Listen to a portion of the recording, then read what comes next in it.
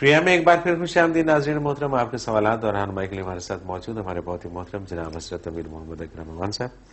حضرت جی اگلا سوال شامل کرتے ہیں. عبد الوہاب ہیں سکھر سے.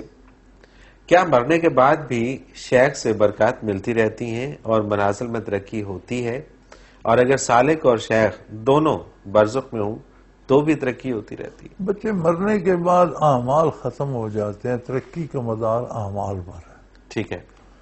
تو اصولاً جو ترقی جو کچھ آپ نے دنیا سے کمایا وہ ختم ہو جاتا ہے، یا دنیا میں آپ کوئی ایسا عمل چھوڑ گئے ہیں صدقہ جاریہ کے طور پر جس پر عمل ہو رہا ہے تو اس کا ثواب پہنچتا رہتا ہے، وہ ترقی ہوتی رہتی رہے. منازل کی ترقی کا مدار آپ کے عمل پر ہے. جب عمل ختم ہو گیا تو ترقی رک گئی.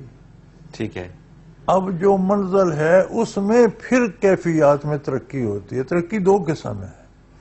ایک تو یہ ہے کہ آپ ایک عہدے پہ متمکن ہے، آپ کا عہدہ بڑھایا جائے، وہ مرنے کے بعد نہیں ہوتا. ایک ہے کہ جس عہدے پہ اس میں فیسلٹیز بڑھا دی جائیں، سہولتیں بڑھا دی جائیں، وہ ہمیشہ عند اللہ ہوتی رہتی. بالکل صحیح. کہ جس مقام پہ ہے اس پہ اور برکات دے دی جائیں، اور سہولتیں دے دی جائیں، اور انعامات بڑھا دیے جائیں، یہ ہوتی رہتی ہے. یہ چلتا رہتا ہے. یہ وہ ہوتی ہے جو ایصال ثواب سے، پچھلوں کے خیرات بخشنے سے، اس سے ترقی درجات نہیں ہوتی. جس درجے میں اس میں وسعت، یا اگر کوئی مصیبت میں گرفتار ہے تو اس سے خلاصی ہوگی، یہ چیزیں ہوتی رہتی. صحیح. جو ترقی درجات ہے بچے، اس کے لیے یہی مختصر زندگی ہے، جو کرنا ہے کر لو. بے شک.